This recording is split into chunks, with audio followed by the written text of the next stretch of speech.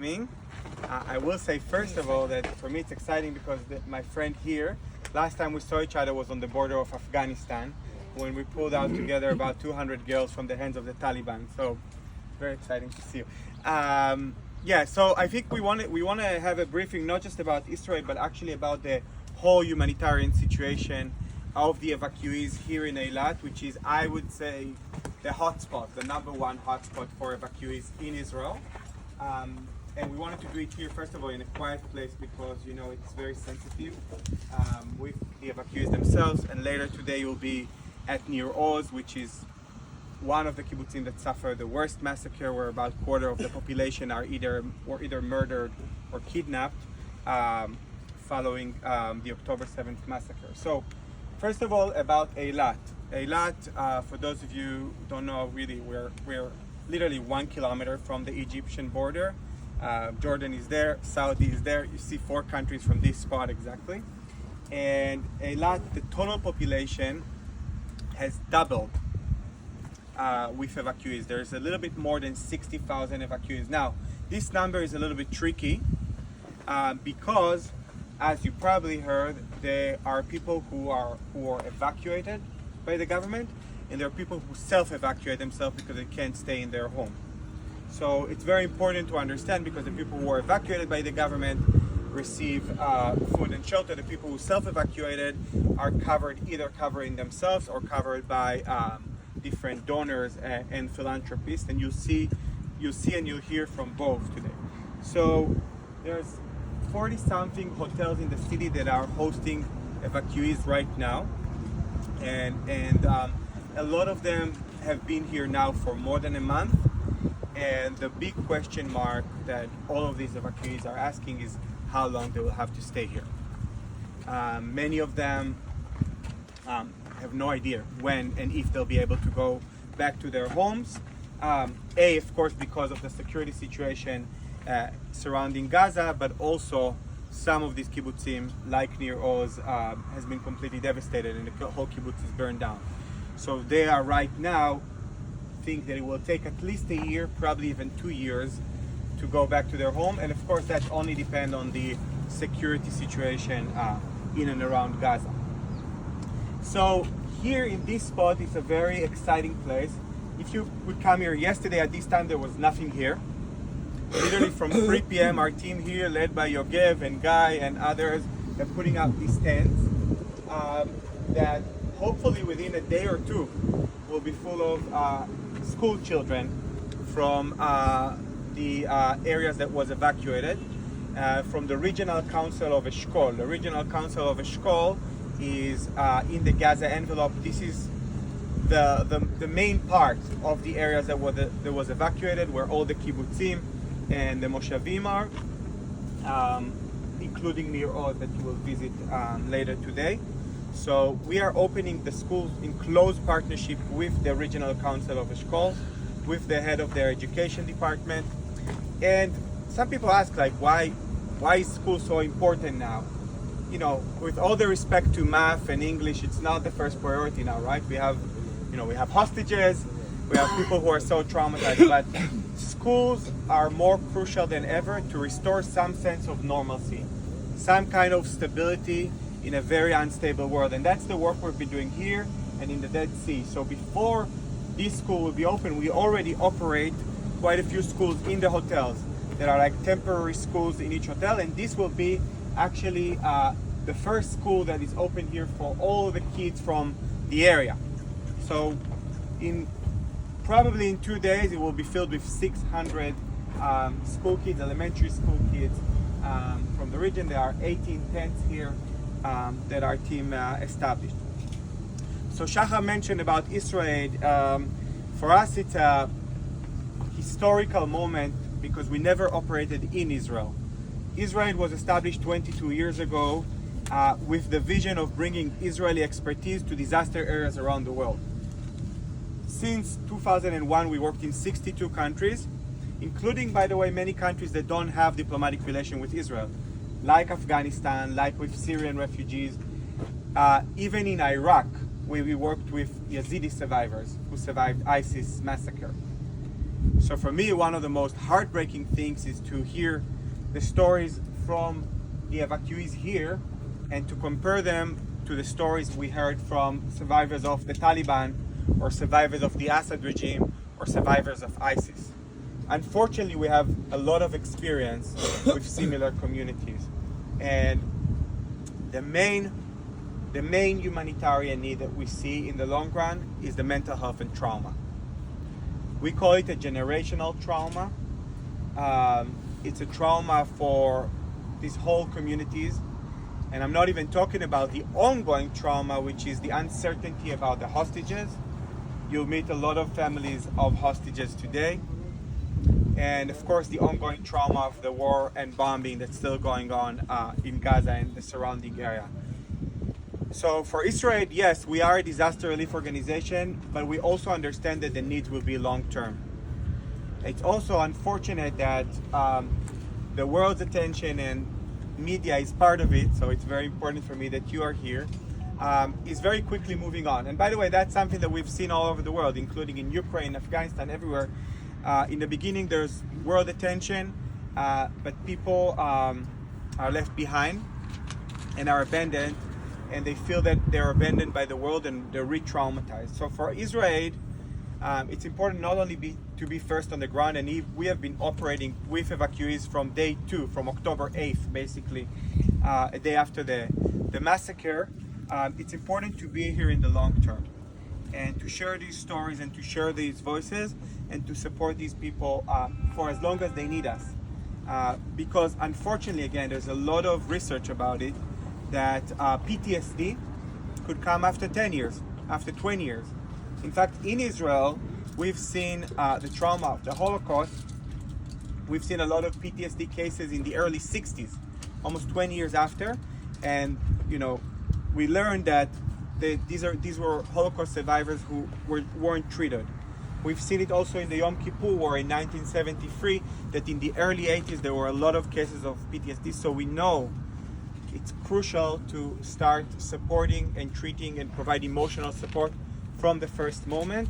And that's a lot of the work we're doing, including in Nir Oz, where you'll be visiting later today. And apart from meeting with the survivors and community members, you'll also meet one of our trauma specialists who's been working here also from the first days.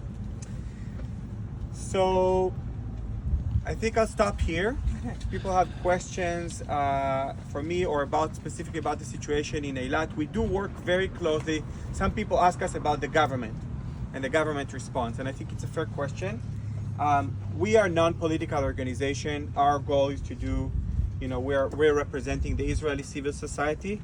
So I'm not here to say if the government response is efficient or not, but we do hope, of course, that especially something like running schools, that is now again is done in partnership with the local regional council, but not yet so much with the national government. We hope that will the government will be able to take over soon, and that's of course in partnership with the Ministry of Education.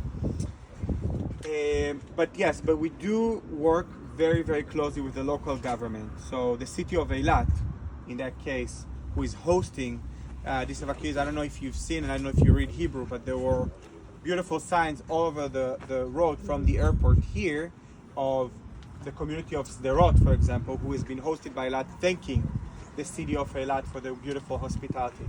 So I also think that both from the civil society and from the local government perspective, we've seen incredible effort of how people came together, and this city literally doubled itself. With evacuees. It used to be a tourist location, and in 1 second they turned into a big internally displaced refugee camp. So it's been pretty amazing to see the local effort. We have from our team a lot of local volunteers, a lot of local people who joined our team and joined this effort and help us set up these schools. So I think that's also an important part of the story that people don't talk about enough, how local host community came together to support their brother and sisters. Yotam, can you tell us who is here from and where are they from? Like, are they from the kibbutzim? You mentioned they're from the kibbutzim and moshavim. So they're from, this school is from the regional council of Eshkol. Eshkol is the main regional council where Be'eri is from, Nir Oz is from, Nirim, Nir Yitzchak, so they're both kibbutzim and moshavim. Regional councils in Israel are everywhere, in the north and south, for areas where there's no, like when it's not a town or a city, the local government is called the regional council, and that one is a shkol, which was the worst, basically affected by the October 7th massacre. Kfar Aza, for example, that you all heard about, is not from a shkol. This is from another regional council, and they are also not hosted here. They are hosted by another kibbutz near Netanya.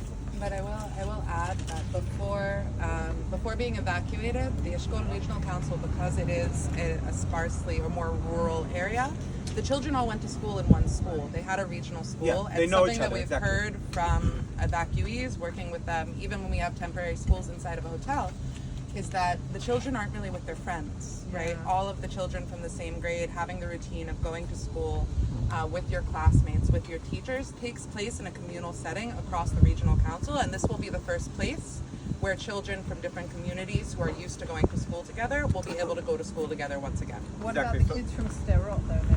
There's Sderot people here. The kids from Sderot, well, no. So this will be served for the kibbutzim and moshavim. The kids from Sderot who are here, they work again in partnership with the Eilat municipality and the Sderot municipality to set up schools in their hotels. And there's another campus at hosts Sderot. Maybe Guy, you know where the kids from Sderot are? Where they go to school?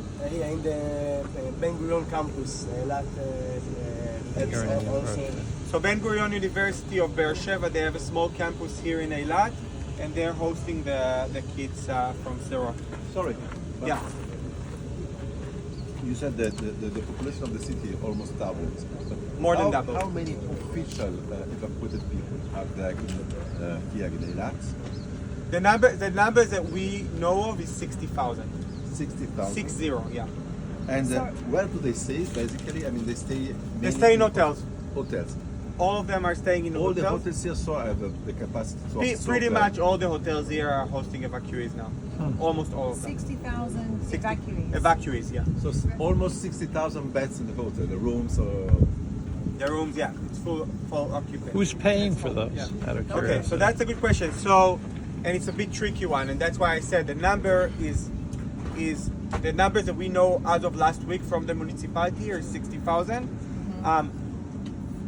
Some of them, the majority of them, were evacuated by the government, meaning that their food and shelter is paid by the government. And some of them are self-evacuated, and that's a very crucial point. And you may have heard this distinction between people who live up to 4 kilometers from Gaza Strip, and people who live 47, and people who live above 7 kilometers. So the people who live up to 4 kilometers, including Nir Oz, where you'll be visiting today, they were all evacuated by the government. Many of those, their kibbutzim and moshavim has been burned to the ground, and they were evacuated with nothing but the clothes they were wearing on the night of October 7th at some point. Some of it was like 13, 14 hours after being, in hiding, while there was still active fire going on. So these people that you see from Nir Oz, they were all evacuated under fire, and they really with nothing but the clothes they were wearing. Then you have people who are 4 to 7 kilometers. The majority of them were told to evacuate, so they were also evacuated by the government, but they were given some time, not too long, maybe a couple of hours, to pack their things and to move here, and they all came here on October 8th, pretty much, like the day after. What is that? This 4 to 7 kilometers But what are the between, names to of get the- you the full list. So if you look at the map, you'll see, if you look in Google Map around Gaza, most of the communities that were just like in the 4 kilometers are kibbutzim. So most of the moshavim, with few exceptions. For example, Nativa Asara, which is a moshav, not a kibbutz, and it's just on north of the Gaza border. They also suffered a terrible massacre, and but they're the only moshav, if I'm not mistaken. Yeah. There was all the other communities that went through like the worst massacre were kibbutzim, who were just sad. And then of course you have groups of Hamas terrorists who went to Ofakim and Sderot and committed a massacre there too. And so there's a lot of, and again, I'm not getting into it, it's not our role, but there's a lot of difficult feelings, of course, between people who were evacuated and self-evacuated and the support they're getting from the government or not getting from the government. It's a complicated thing. And there's both Sderot and Ofakim. Ofakim, really a town that suffered a terrible massacre in one neighborhood. They were here for a few days, but the majority of them came back because, again, this is not at the moment covered by the government. I'd also like to offer you guys just a few dry statistics that Guy can help me out with here. In terms of in Eilat alone, so just a few dry statistics for you guys to help answer that question as well, which Guy can help me with. In Eilat alone, we're working in 7 locations. This is the 3rd school that we've established. So Merge and it will merge several schools within it. So this one will serve the Eshkol Regional Council. So from multiple communities, we have a school in the Caesar Hotel, which serves the community of Nir Yitzchak. Yes. And we also have a school on the Ben Gurion campus of Eilat, which serves particularly the communities of Kerem Shalom, we'll see here. Kerem Shalom and Sde Nitzan. and Sde Nitzan. So you have those coming together here. We also have, on top of that, 4 therapeutic spaces, which is a model that we've developed and used all over the world, and we also use in the Dead Sea. And these are spaces here. There's a particular focus on art therapy, which is as a way to help people of all ages, both children, adults, process through what they've been through. And we also work on a model often of parent and child spaces, which allow children to engage in free play under the supervision of trained professionals, and also give a space for both the parents to see their children starting to recover, and for the parents and the children to receive counseling through play and in less formal settings. Yeah, it's an important point. First of all, this is something we've been doing around the world, including in Ukraine, including in South Sudan, including in Colombia, these child-safe spaces. So it's a model that we help develop because children, for the most part, they don't talk about their trauma, but when they're given the opportunity to express it through art, and we have a lot of pictures of children's drawing, when they're given the opportunity to express it through art, they can really release their stress. And again, this is a model that we've been using all over the world. I think one of the most heartbreaking stories that I heard from one of our centers here, we called it child safe space. In Hebrew, it says makom batuach. Batuach means safe in Hebrew. And one of the mothers, the first thing she said, there is no safe space. You can't call it a safe space because there is no safe space. So he said, you know what, you're right, we're just going to call it a space. But this is really a place, again, for the kids to be kids, and not less important for the parents to finally have a chance to breathe. Because what we're seeing in terms of the trauma of the parents, obviously, like parents all over the world, I'm sure many of you are parents, their first concern is their children. So they want to make sure that children have some level of normalcy. There can be kids again, they can play again, they can express themselves, and then the parents can start thinking about the trauma and their grief and their long way for recovery. If anyone has questions, I suggest now, and then I suggest we take a walk around, and Guy can help you guys imagine how this space will be in the next 2 days or so. We can show you where each classroom is going to be, what will exist in the space, and how we're going to host 600 children here. If anyone has any other questions, though, Yotam? Your work is funded by donations, or? Yeah, our work is funded by donations, including people from Israel, from the US, from Europe, from Germany, from Australia, from Canada, very generous people, some corporates, and we do get some funding from the UN and other institutional donors. Who are the teachers? Are they the same teachers they had in Eshkol Council? It's a great question. Also, the local teacher got offended, and some of them wants to go back to work and to routine to help them. Some can. Some of them, the husband is kidnapped. It's several options, and when we bring a teacher from Israel also to. So we're trying to fill the gaps. In the most cases, the ideal case scenario is that they'll have the same teachers they had back home. And even the same pupils. The same pupils, yeah, the same structure they had as much as they can, and again in a very unstable environment. The reality is that some of the teachers were murdered.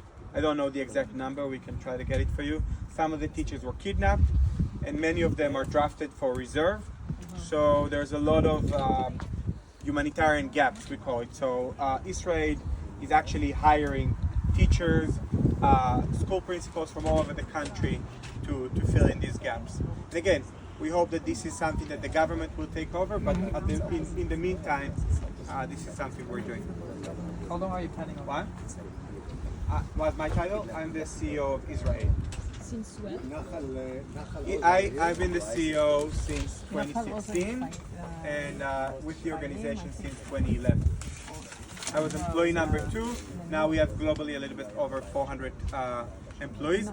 At the moment, just to say in terms of our scope of activities, we have a little bit over 100 team members who are working on the response both in Eilat, the Dead Sea, and we're also running another project with the Bedouin community who are also suffering from bombings there in some of the unrecognized villages in the Negev. Anyone want to